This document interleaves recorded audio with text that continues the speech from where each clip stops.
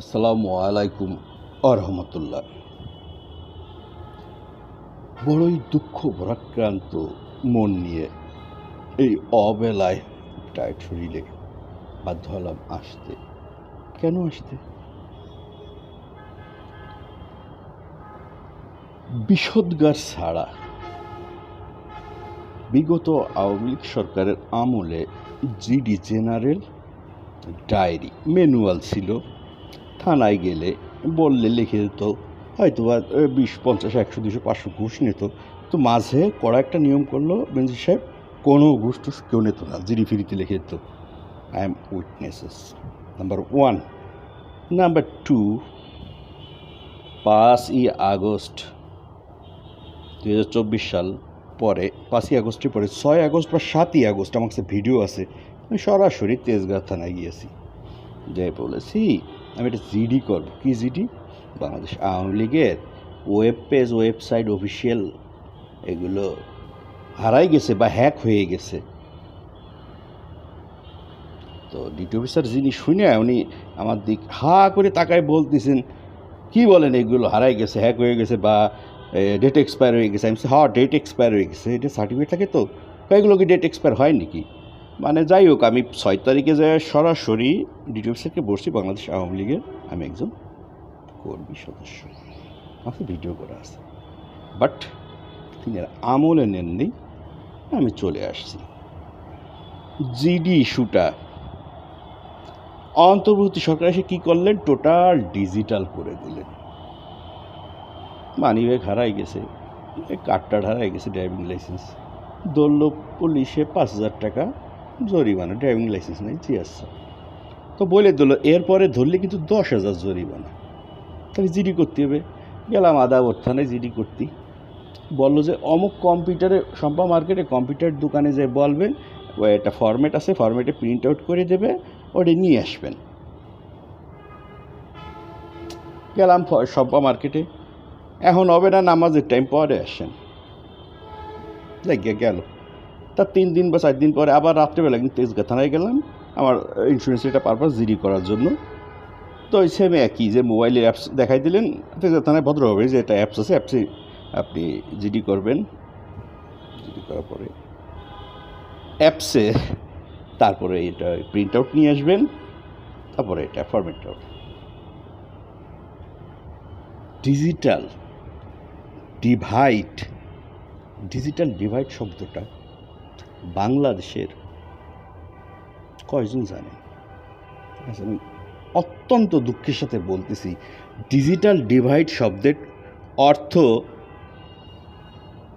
মাননীয় প্রধানমন্ত্রীর দায়িত্বে যিনি আছেন জনাব তারেক রহমান সাহেব, আপনার মাধ্যমে আপনার আইসিটি মিনিস্টারকে আপনি জিজ্ঞেস করবেন, what does it mean by digital divide? Number 1। Number 2 হচ্ছে, আপনি আমাদের অনেক বড় ভাই ব্রাদার যারা আছেন ইন্টালেকচুয়াল বাংলাদেশের, আমি তো ছোটো মানুষ, সবাইকে আমি ফলো করি, অনুসরণ করি, নিয়মিত 20-25 জনের কথা শুনি, নিউজ না শুনে। তারা সবাই আপনার সুনাম করতেছেন যে আপনি সচিবালয়ে নিয়মিত অফিস করতেছেন। তো আমি সেই বড় ভাইদের মাধ্যমে, ইন্টালেকচুয়ালদের মাধ্যমে এটা অনুরোধ করি যে আপনি সচিবালয়ে অফিস করেন, তা আমি একদিন যাই আপনার পিছনে ওই দাঁড়াই থেকে আপনি অফিস করবেন, তখন এক মিনিস্টারকে ডাকবেন। তো আমি একটু দূরে প্রশ্ন করব, আর আপনার কাছে আপনি তখন উত্তর নেবেন। আর যখন তারা উত্তর দিতে পারবেন না, তখন আমি কিছু বলবো না, আপনি তাদের সেক্ট করবেন। যদি না করেন তাহলে আমাকে শুলে চড়াবেন। আমি কি আপনার ব্যর্থতা দুর্নাম বলতেছি? না, কষ্টে বলতেছি যে আমি জিডি করব। জিডির প্রসেসটা কি? হাজার হাজার কোটি টাকা চোখের সামনে মানুষ লুটপাট করে খাচ্ছে, যাচ্ছে তাই করতেছে, অথচ এটা জিডি করার জন্য একটা সাধারণ মানুষ বিপদে পড়ে জিডি করতে যাবে, মোবাইল অ্যাপসে বাসায় বসে করবে, কম্পিউটার দোকানে যাবে, প্রিন্ট আউট দেবে, তাই নিয়ে থানায় যাবে। তাহলে থানায় কি প্রিন্টার নাই? বাংলাদেশের যত পুলিশ স্টেশন আছে, বিশেষ করে তেজগাঁও জোন বিভাগের, ফ্রি অফ কস্টে এক যুগ না, গত 15-20 বছর যাবৎ আমি সুজন ফ্রি অফ কস্টে ইন্টারনেট দিই। কোনো পুলিশ পরিবার বলতে পারবে না সুজন টাকা নেয়। এই হচ্ছে আমার প্রাপ্তি। কয় মিনিট লাগে এই পলিসিটা ঠিক করতে? এটা জিডির ভ্যালু কি? আমি রাগান্বিতভাবে বললাম, আমি এরকমভাবে বলতে গেলে অনেক বলতে পারি।